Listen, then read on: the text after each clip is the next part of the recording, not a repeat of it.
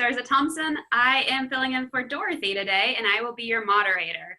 How this is going to work is I'm going to introduce our lovely speaker, and then if you have any questions throughout her presentation, please use the chat box, and we'll ask her those questions at the end of the presentation. So go ahead and use the chat box as needed, and we'll talk at the end.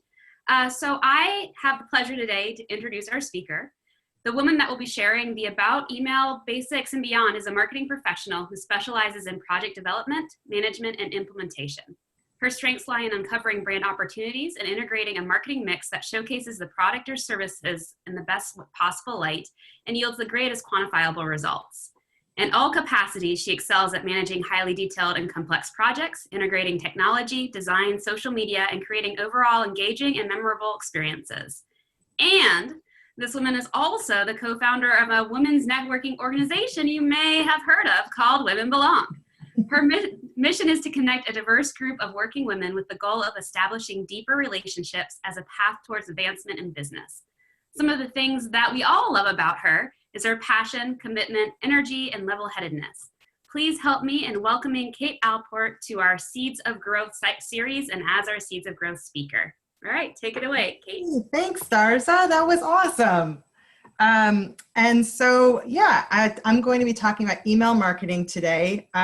Dorothy urged me to do this presentation because email is something I'm super passionate about, and she thought there was a lot of value. So I'm going to go ahead and share my screen, and I've got some slides that we can go through together.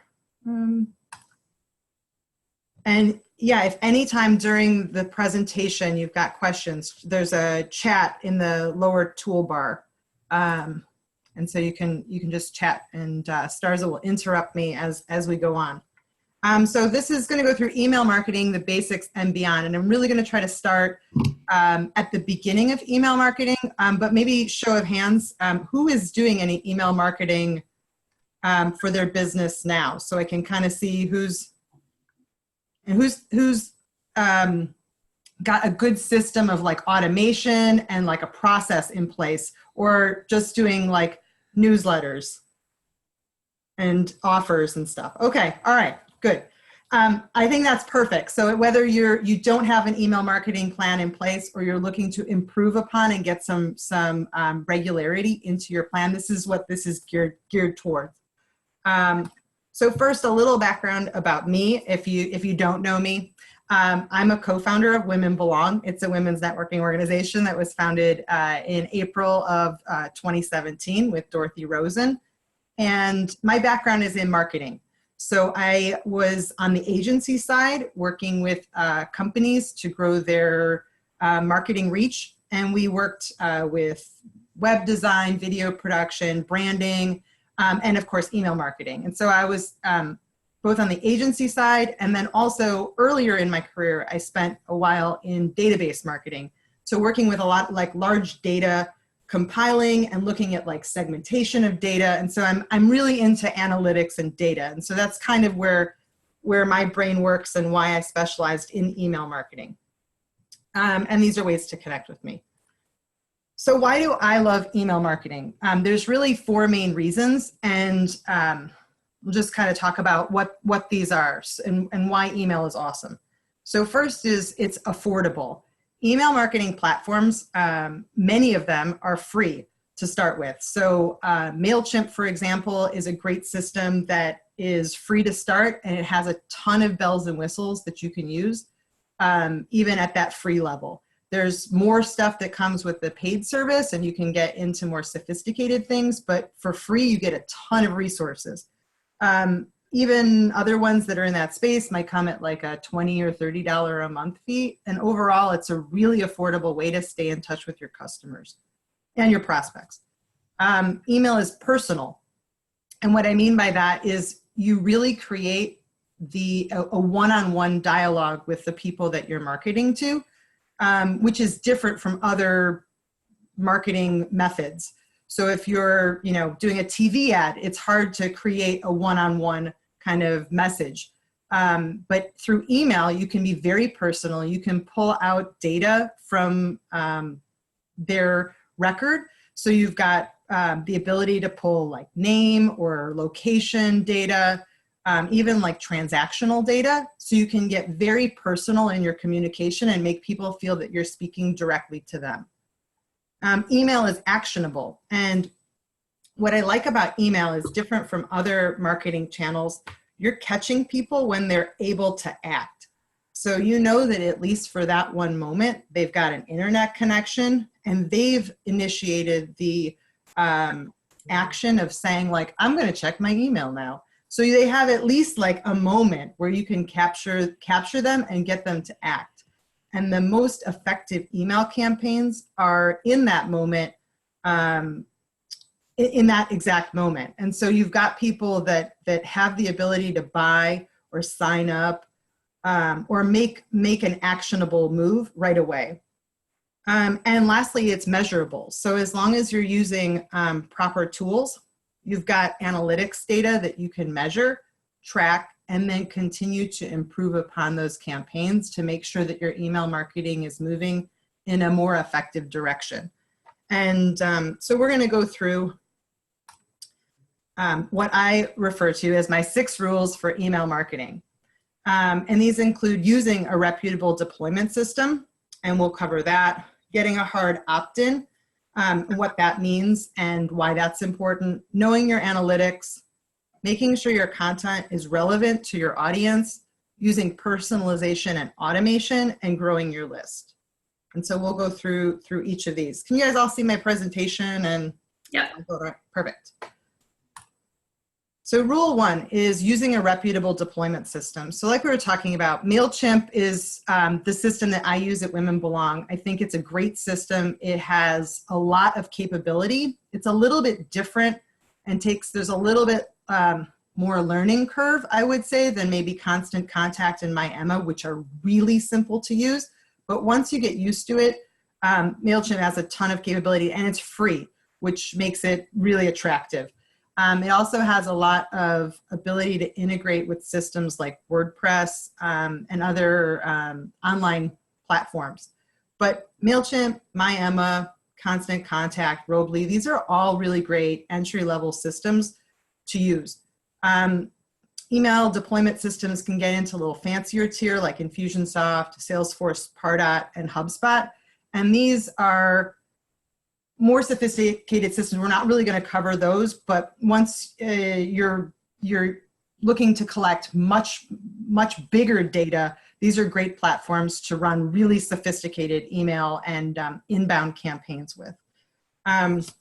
But really what we want to talk about with email deployment systems is the importance of using a deployment system as compared to sending emails out of your Outlook or your Gmail and doing batch BCCs, because that can get you in trouble. There's rules in place that require you to be sending out of deployment systems and offering people a minimal amount of control as the recipient. And so where do those rules exist or come from? And that's from the CAN-SPAM Act. So email marketing guidelines were issued by the US government through the CAN-SPAM Act. And these include guidelines for marketers on what's necessary in running email marketing campaigns. I've included the link here, and I think it's worth giving it a read if you're doing a good deal of email marketing, but I'll kind of go through what the high level of things to consider are.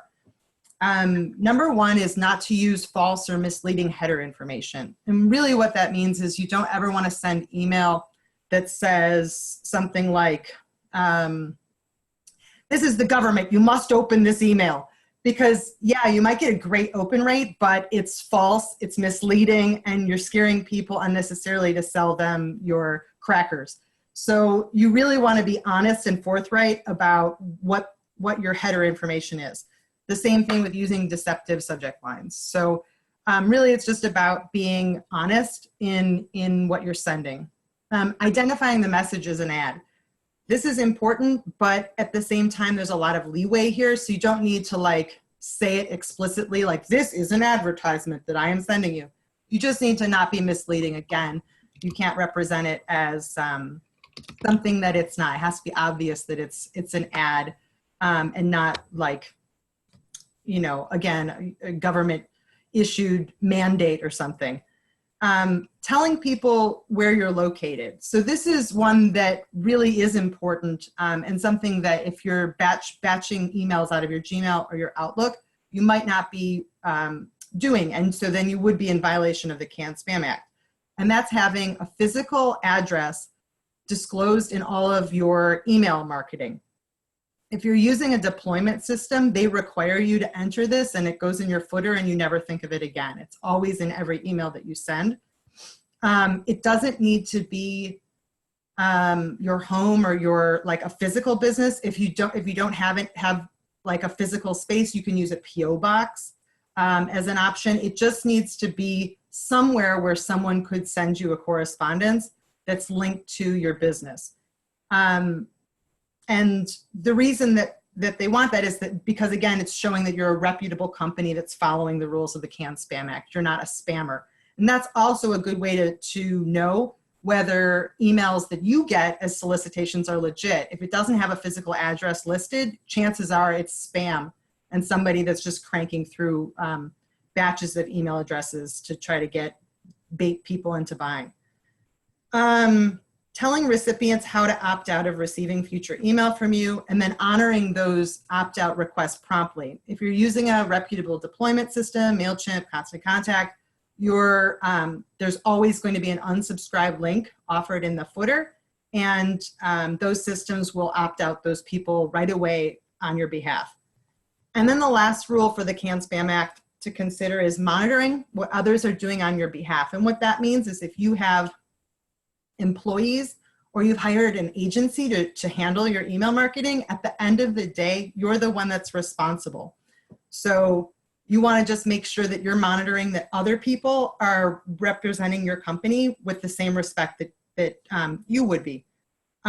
Violations of the Can-Spam Act can range up to $40,000 per offense. I don't know how common these enforcements are happening, but it's something to consider, and you definitely don't want to open yourself up to any liability that you shouldn't be. So let's get into rule number 2, getting a hard opt-in. So this is a hard opt-in, just to give a little background of what that is. It's an implicit agreement that you want to receive the email correspondence. So your customers, they're already opted in. You don't need to ask them again if they want to receive your email marketing. You know that they love you. They're doing business with you. So that's an implicit opt-in. But for new people that you meet, maybe you're prospecting on the internet and getting good leads off of LinkedIn or company profiles. You don't want to just take those people and then throw them in your email marketing and start sending them messages. It actually isn't a violation of the Can-Spam Act, but it's just not super great business, and you're catching people off guard and without them really wanting to be in your email marketing necessarily. It's just kind of messy and not best practice. Canada and the EU actually have stricter guidelines around this than the US. So if you're doing business outside of the US, you do want to pay especially special attention to opt-ins. Also, I feel I need to mention that the EU has new guidelines coming out right now. It's called GDPR, the General Data Protection Regulation. It's an updated directive which really gets into not just email marketing, but the storage and privacy of personal data altogether. And so if you're doing business in the EU, I would urge you to consult with someone on this and just make sure you're touching base with your business attorney and that you're in compliance. Those new rules go into effect May 25th. And so it's something to consider. But we're not going to get into that today because that could be a whole presentation all on its own. And I think the majority of us are domestic. And so we're going to stick to business in the US. But more than anything, getting a hard opt-in is not being that guy. You don't ever want to be that guy that goes to a networking event and collects a bunch of cards and then without any kind of onboarding at all, You just start sending them solicitations, newsletters, and offers, because they don't know why they're getting them. And chances are people don't, it just feels a little dirty. You're always better to reach out, whether it's an automated email through your email system or a personal email or personal call, to say, are you interested? Here's the type of information I share. It's newsletter, it's offers, it's events, whatever you're normally sending, but let people know what that value is. And then let them say if they're interested in receiving that content. Chances are, if you make that initial onboarding connection, if they are a prospect or a person that is interested, they're going to opt in. And if they don't, chances are that they're not a good connection for you anyway, and not worth continuing to email them. And more than anything, with getting opt-ins and with unsubscribes, don't take it personally. You're going to have unsubscribes. Your best customer may unsubscribe from your list. Your mom may unsubscribe from your list. And it doesn't mean that they don't love you, that they don't want to continue doing business with you. It just means that they don't want to get the emails, or they have enough to do that they don't have time. And that's okay. Did we have a few questions, Starza? Should I break for a second? Most of our questions were surrounding the GDPR compliance and how one can respond to it. Rebecca mentioned that if anyone has anybody on their list from the EU, then they have to follow their rules. So that was most of the questions were around that. Yes, that's exactly right. So if you're doing business at all or have people who are residents of the EU, you do need to adhere to those guidelines. And those guidelines are new, so there's a lot of ambiguity and debate about how they'll be enforced and also how to safely comply. But it goes into every kind of personal data, from name, social security number, but even like the IP address that people are searching or are using to access, that's like needs to be treated as securely as a social security number per se. So there's a lot of just guidelines around that. And again, if you're using one of these systems, hopefully they're in compliance, but you just want to be making sure. Good. That was it so far. So rule number 3, knowing your analytics. So let's get into, in understanding analytics, I think it's important to understand what the anatomy of an email is. And so we'll go through a little bit of what makes up all the parts that you can consider when putting together an email. I mean, we automatically think about what our offer is or what we're going to say, but sometimes we don't think about these other more subtle elements of the email that really can help you boost your analytics and your results. So the first 3 kind of go together: the from, the subject, and the preview text. And these 3 together are really what control and allow you to try to boost your open rates, because they're the only things that people see until they click and enter your email. The only other thing that I would say goes into influencing that statistic or that result is your reputation. And so if you have a good reputation established as the person who's sending value, that's going to help your open rate, versus if you're not sending things of value, your list may have fatigued and you may need to build up that good reputation again in order to improve. But say you're starting new, the from, the subject, and the preview text are what people have to go off of. So the reason I included this example from Macy's is because I think they have an excellent from address. Because a lot of times we think about our from address and we think all we can do is Kate Alpert at womenbelong.com. Kate Alpert, that's my name, that's who it's from. But Macy's really, my toolbar is in the way. Macy's says Macy's VIP sale.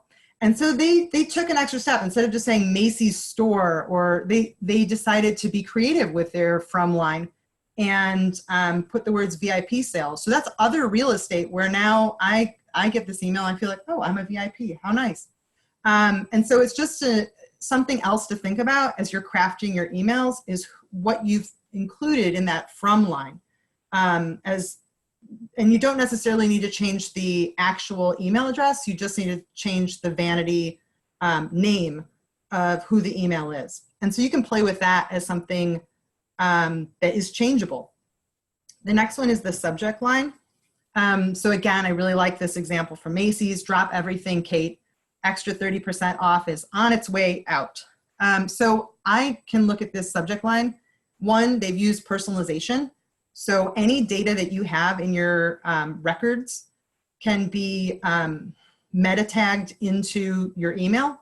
And so you would just say, I want to put my first name field in that section.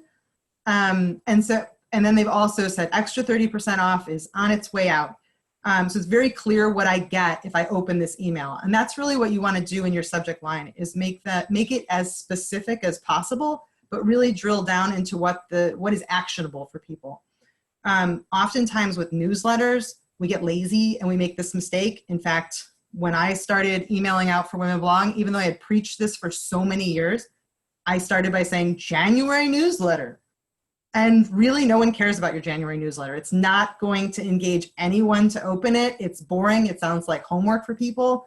But if you take the time to read your own newsletter and say, okay, what are the nuggets of information that would be most valuable to somebody, and then write a subject line around what that is, rather than just saying it's a newsletter, chances are people are going to open it and you're going to get a higher rate. For example, if you run a gym or a fitness studio and you say January newsletter versus our marathon runners performed so well at the rock and roll marathon. Now all of a sudden, if you're somebody receiving it, you're interested in marathon running, you know that this is valuable content for you. So always being as specific as possible in your subject line. And the next one is preview text. And although that's not shown in this example, the preview text is this little blurb that you get in your email system that shows you, like, it looks like it's a blurb of content that's being automatically pulled from an email, when in actuality, that's something you control. And so creating an intriguing line, it doesn't have to be actual content from your email, or it could be, it's up to you. But creating a little intrigue in that line goes a long way. And so you have the ability to control that in your email deployment system. The next ones exist within the email. And so these serve to control and optimize your click-through rates. So the next one is the pre-header. And Macy's used a little bit different of a format with this. Oftentimes the pre-header is where they have the unsubscribe line. So they've chosen to put their unsubscribe line up top, and that might just be their deployment system or how that's they're choosing to format, but they still have a pre-header. And what the pre-header is just below that, last chance to use code VIP on designers that rarely go on sale, shop now. And so what this pre-header is the main call to action boiled down into one line that appears at the very top of your email. And what this does is it eliminates the need for people to load images in your email, and it gives people a call to action above everything else. And so this pre-headers can really boost your click-through rate dramatically. And so it's a very subtle addition to make to your email marketing that can up your engagement. And so it's just an easy and quick thing to do. The next one is logo and images. And so again, you want, having a clear place where your business logo is for recognizable branding, and then engaging people with images. So if you're using newsletters, including an image of yourself as the sender, or an engaging photo from your business or your products, just goes a long way to engage people and have them act. This email template uses kind of a billboard style headline with lots of buttons to get people to engage. Then we've got personalization. And again, you can use personalization within the body of the email, or in this case, Macy's is using it in the subject line. You want concise copy. So always think about saying the same thing in less time. people don't want a ton of reading. And so you want to boil everything down to as concise as possible. If you're sending newsletters, you can use excerpts and snippets with a read more link.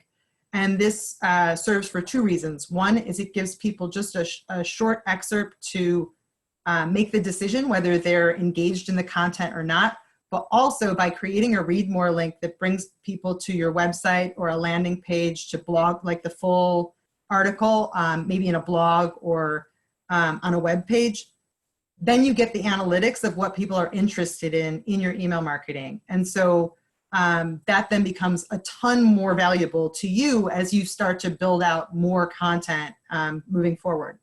Call to action. So the most important thing that you can do with any email marketing is having a clear call to action. In this case, oftentimes that could be one button that's how to engage. In this case, they've added a number of buttons, but at the end of the day, it's all the same. There's a clear call to action that they want you to shop and save. And then the last one is social icons. And those icons are often in the footer, but they're the ability for you to engage with the company, either sharing on social or engaging on social. So we have a couple questions for you. Sure. So the first thing is you mentioned pulling some items out of your newsletter to create your subject line. Do you recommend pulling out one thing to create the subject line, or to call out maybe the top 2 or 3 things? I would create one. Yeah, I would boil it down to what you feel is the main call to action. So if you have a few different articles in your newsletter, you want to have one's going to take priority and be in the pole position. And I would focus on building a subject line around that one, unless there's a very clear through line that connects them all. And then maybe you have something that speaks to all of the articles.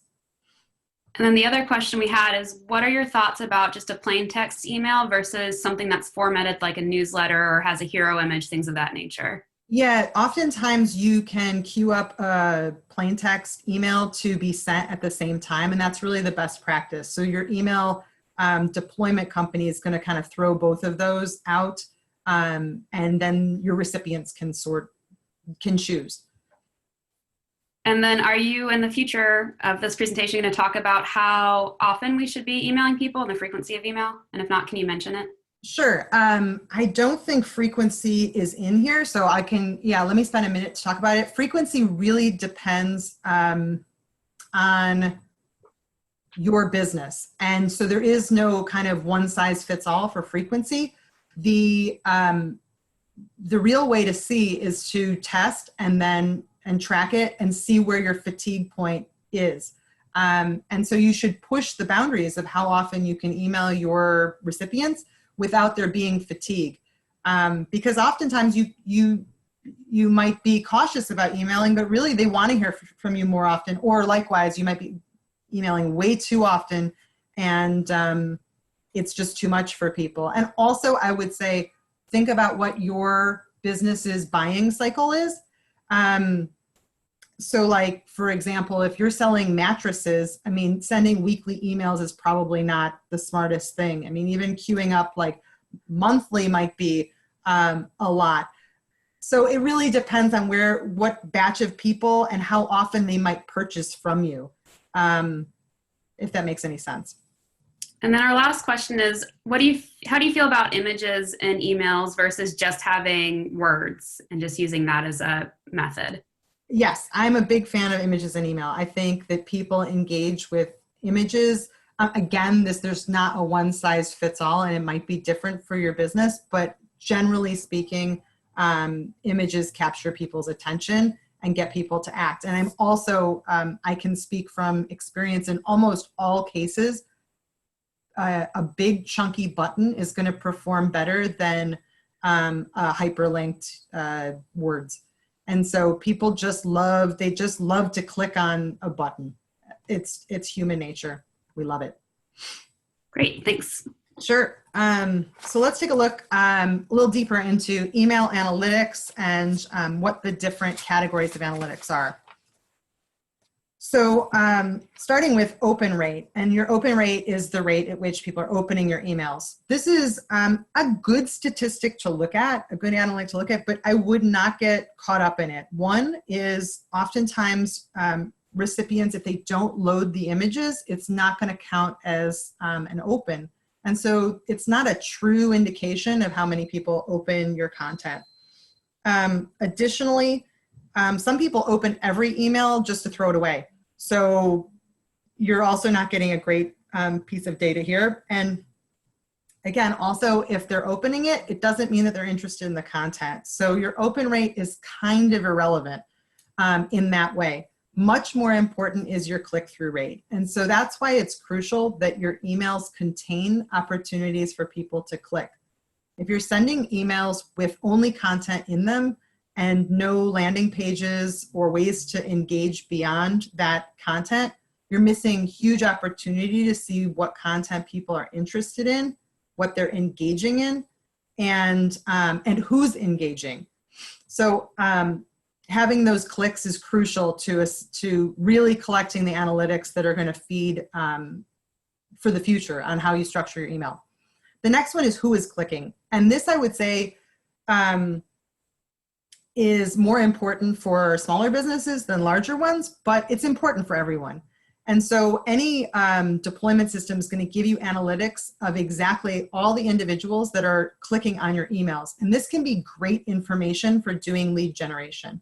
So when you're seeing certain prospects engage in certain content, this gives you the clue that, wow, okay, maybe I should be calling these people right now. They seem to be really hot on this particular item that I'm focusing on. And so it can be a great way to generate leads.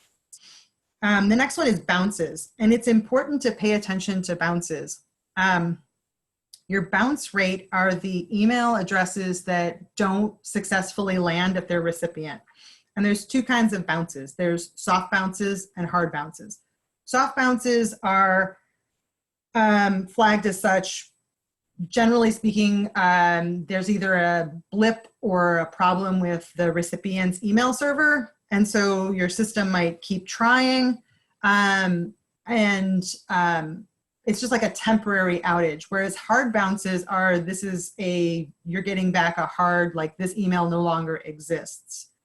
And you want to pay attention to this rate for a couple reasons. One is deployment systems will flag you if you have high amount of bounce rate.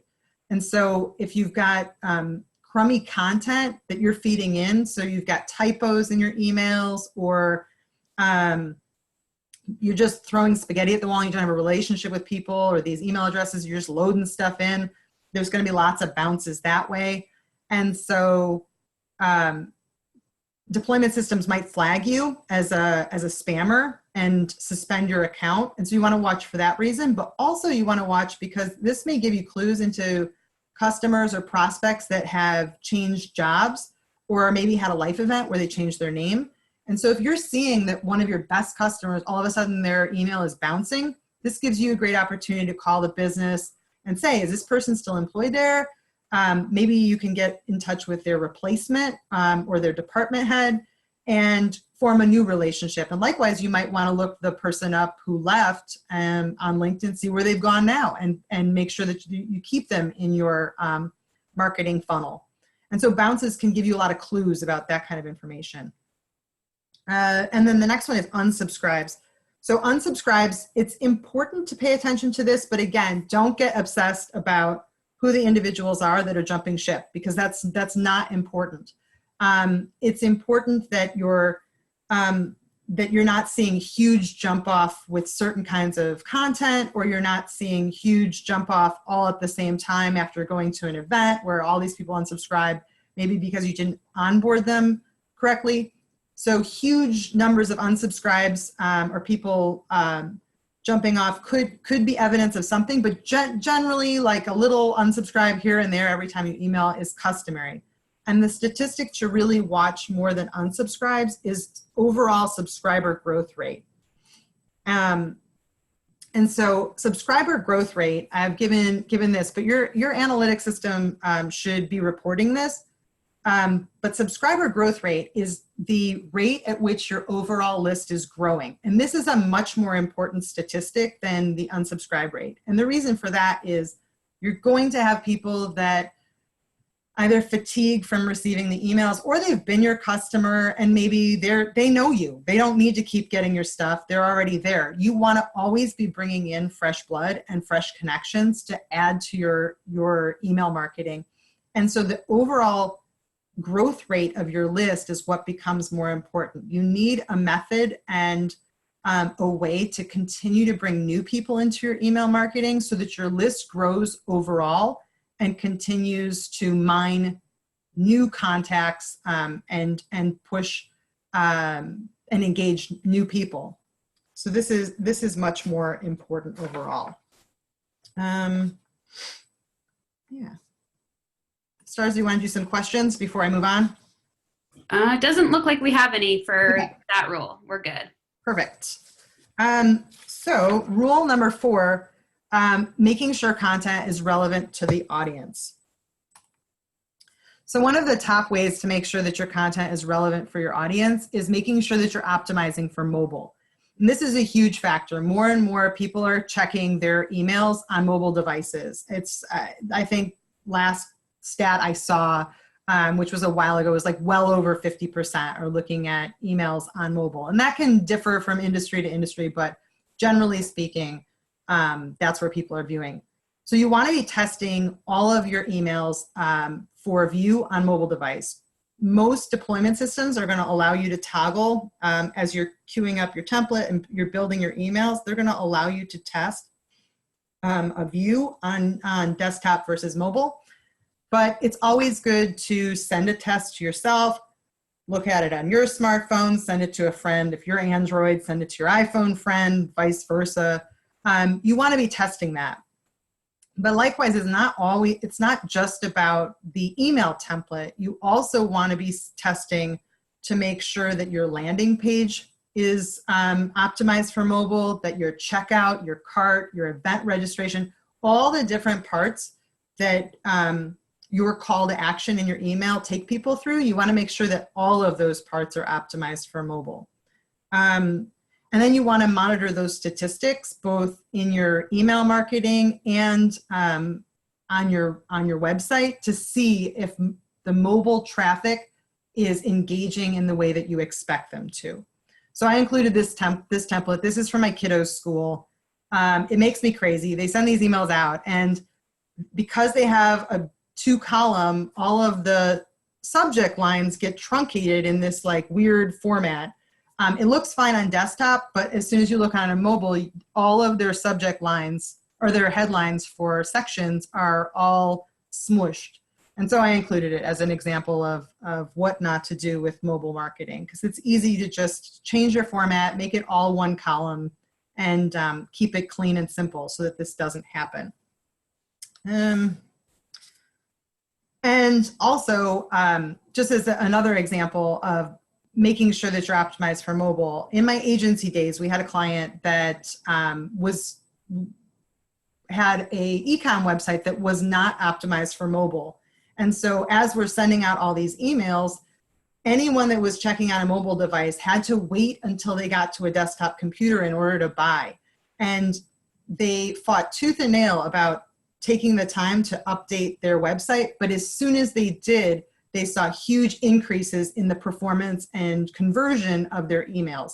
And so just subtle changes like that, and allowing people to engage in the entire process on mobile device is just a huge win, because people are, and these numbers are only going up.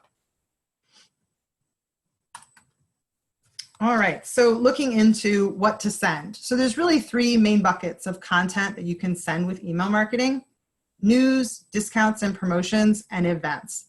And in all cases, you want to make sure that your content is concise. With news, it's a great way to stay top of mind. You're able to do case studies, testimonials, different kinds of blog or industry news.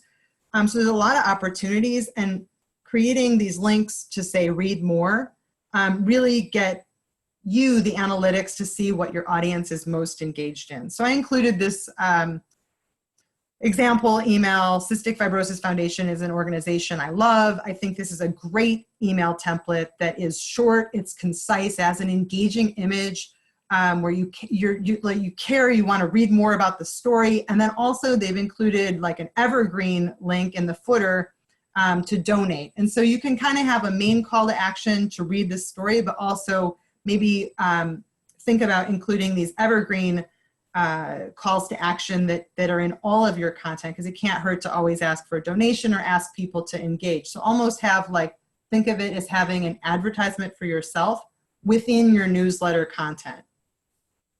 The next category is discounts and promotions.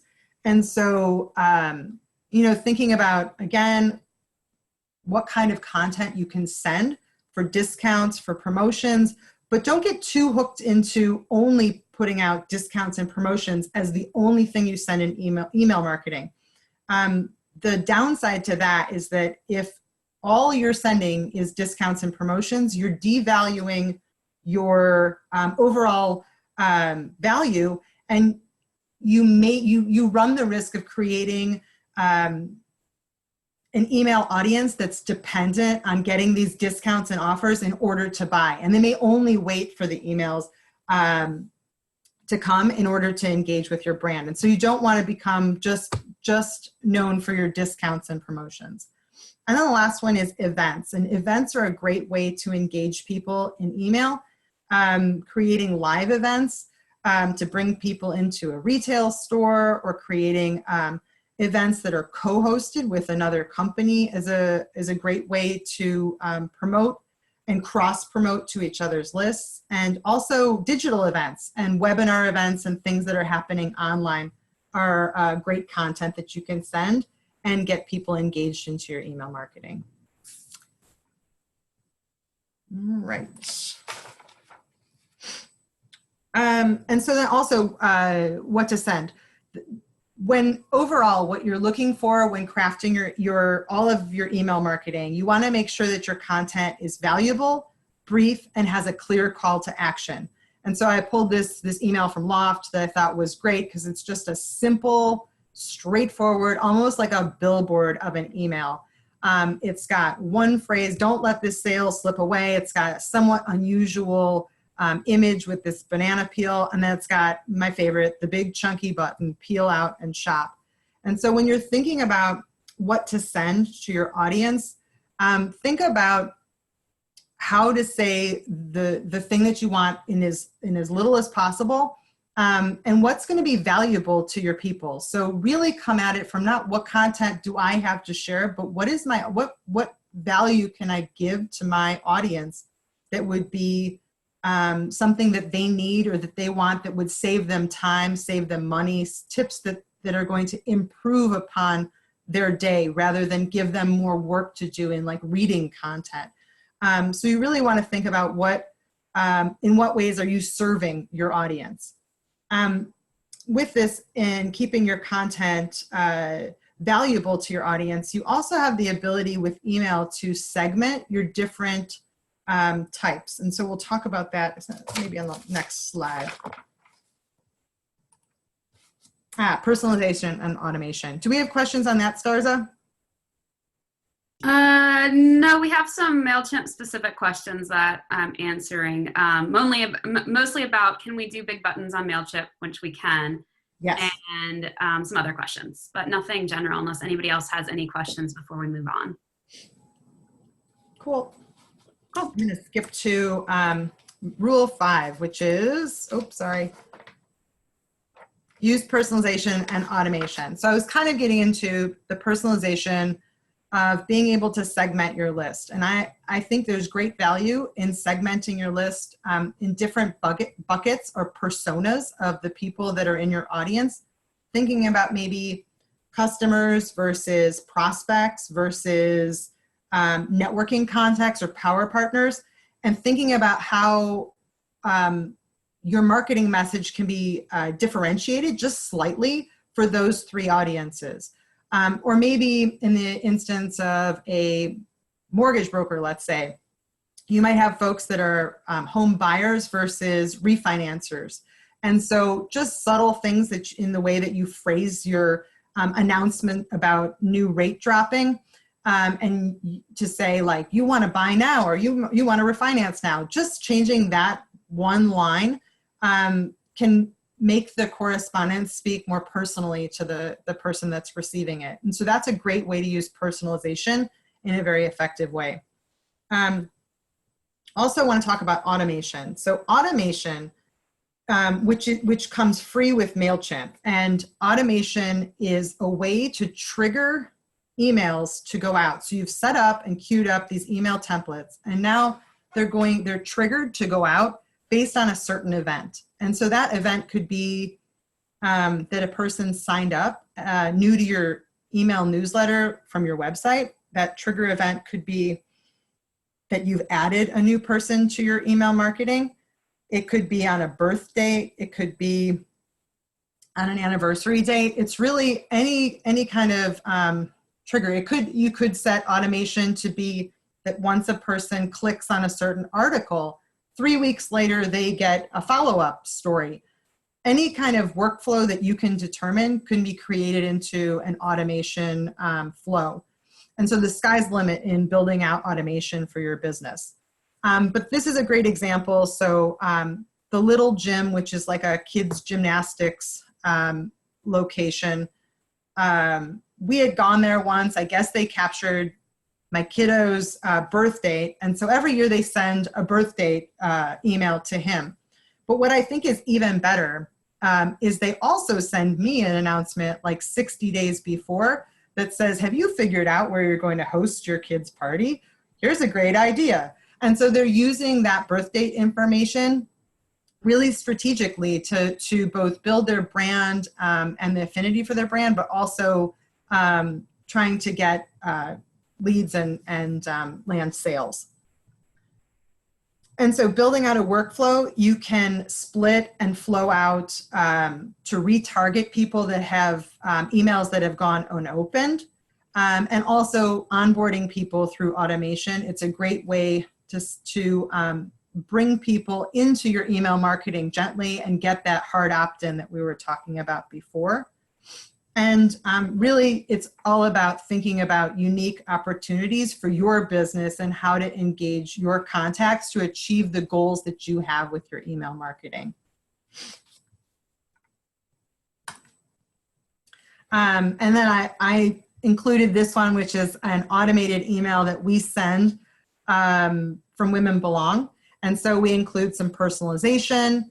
And this email goes out to any guest that attends a circle. It's a great follow-up, and this really what we're seeing for this email is it's a way to close the loop. So let's say you host an event in your business, or you've got a time where you're not sure that everybody got all of the information. Creating an email where you close that information loop and give people like concise, boiled down information to sum up what you just did is a great way to use automation too. So these emails go out to every guest that attends an event, and this just lets them know, here's the different ways that you can become a member, here's the way to stay in touch with our events, and it's personalized with their name. And what's interesting is that as I was putting together this presentation, I realized that I violated my own rules. I didn't have a chunky button, and so I've actually gone back and added a chunky button. So it really is always a process of evaluating your own work and seeing how you can continue to hone your message to make it cleaner and better. So we have a couple questions for you. Sure. So we have a question about, you mentioned retargeting unopened emails. Can you talk about what that means? So you can set email automation to redeploy emails to folks that have unopened. So you can say, at this date, I will send this email. And if they have not opened it, they will resend it to those folks that batch of people that have not opened it a week later or 3 weeks later. Or if they have not clicked, they might get a different email. Or if they have clicked. So you're basically, it's like a flow chart of thinking about or like what are those books? Those choose your own adventure books. You're mapping out a choose your own adventure of emails. And so that's kind of the way to think about retargeting and using email automation in that way. And then we had another person ask if it would be possible for the member who invites a guest to be CC'd on the thank you email that you send out for Women Belong. Interesting. I'll think about that. Yeah. Excellent. Yeah. So then also wanted to talk about in automation and personalization, thinking about your email marketing in terms of creating special programs. So birthday clubs, loyalty programs, and establishing a pool of VIP customers is a great way to create exclusivity and value in your email marketing. So really think about how you can create this kind of special club where if you're on this email list, you're getting something that other people are not. And loyalty programs and this kind of marketing is a whole other conversation in and of itself. So I'm not going to go too into deep, but it's something to think about as far as you start building out your email marketing. And so rule 6, and I'll just touch on this quickly so I have a little bit more time for questions, is growing your list. And I've included a lot of different ways to build up your list, but really the sky's the limit. And it's just important to think about continuing to grow your list and have email marketing be an important piece of your marketing mix. So adding your customers automatically, you want to make sure that you've gone through and added all of your customers to your email list. You're creating a way for people to sign up on your website through website inquiries, newsletter sign up. You might want to think about a pop-up with an incentive to have people join your email marketing right now. Maybe they save 10%, maybe they get an email, like an ebook download or some kind of fun extra. Making sure that you're moving your social media clients over to email. I can't stress this enough because with social media, you don't own those contacts, and we all spend we're diligent about growing our social media reach, building up these lists, but at the end of the day, Facebook and Instagram could totally go the way of MySpace and they'd be gone tomorrow and we would lose our 100,000 followers on Instagram and they'd be gone. If by creating a method to bring those folks from social media over to email marketing, now all of a sudden you own them. You've got the ability to do a one-on-one connection to market to them, and it's outside of the algorithms and pay to play that Facebook and Instagram require. So just because you've got this 100,000 followers, it doesn't mean that all 100,000 are necessarily seeing your content unless you're paying for them to see your content. But with email, they're receiving it. It will be in their inbox, and you don't have to pay extra for them to see it. Creating a sign-ups sheet in your store, onboarding event attendees and creating events that you can onboard those attendees, going out and networking and collecting cards, creating those VIP or exclusive clubs like we talked about, using direct mail to drive people back to sign up for your emails, whether that's through a giveaway or a contest, promoting with the Chamber of Commerce, adding calls to action at the end of your blog. Again, it could be just as simple as join our email list, or it could be something like enter your email here to download an ebook or a PDF guide. Collaborating with neighboring or power partner businesses. And so I'll talk about this just for a quick second. I am not a huge fan of purchasing email lists. It's not best practice, but a great way to get around that and to build your list by expanding to a whole nother list is finding a power partner business or a trade organization that you can put together an offer for their clients. And so what you would do is you would create an offer, maybe it's a discount or an ebook or something like that, and then give that offer and that graphic content to the other business and let them send it out on their email platform. But the call to action drives people back to your website. And it's a great way to swap with another business to expand your lists to people that might be cross-interested. offering email-only deals, including personal email contacts, so friends and family, creating referral programs, and thinking about your point of sale system as a way to collect emails.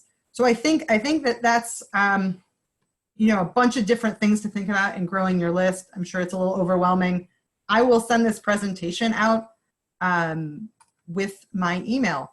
And so I've got kind of a recap of the rules, and yeah, that's it. So does anybody have any other questions? Yeah, so we have a couple more questions. You mentioned moving your social media followers into email. Do you have some examples of how to do that? One program that I've run back in my agency days that was really successful is a birthday club. It is having people drop their email on their birth date and then creating an email automated campaign that sends people out a discount or some kind of fun stuff on their birthday is a super easy way to do it.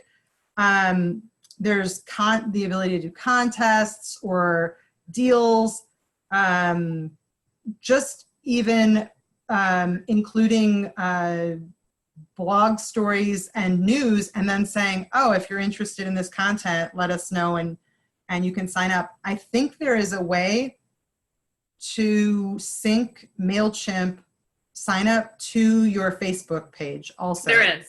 Yeah, so I think that you can create that page on your Facebook page. So it's pretty simple, and just continuing to drive people there is what's important. And then I have really strong opinions about this, but someone else asked, what's the protocol with adding people from networking events and other business-related things where you get their business card to your email list? Yeah, and it's my rule number 2, and I would stress that this is perhaps, it should almost be rule number 1, but using the deployment system is important. But getting a hard opt-in, I cannot feel stronger about people showing interest in your company and wanting to receive your correspondence before you just throw them in your email marketing. It sets the tone for just bad business, and it runs you the risk of being flagged as a spammer. Awesome. I think that's all the questions we have, and I think we're out of time. This was amazing. As somebody who does email marketing regularly, it's always nice to have a primer on how to do it and how to do it the right way so that you're successful in email marketing. Cool. Thank you so much. I'm going to send out this presentation afterwards, as well as a video for this. And I hope you all will come back June 15th for our next Seeds for Growth, which is Leah Niederthal presenting on how to get the clients you want without being salesy. So thanks everybody for being here. Thank you so much, Kate. This is awesome. Cool. Thanks, Starza, for hosting. No problem.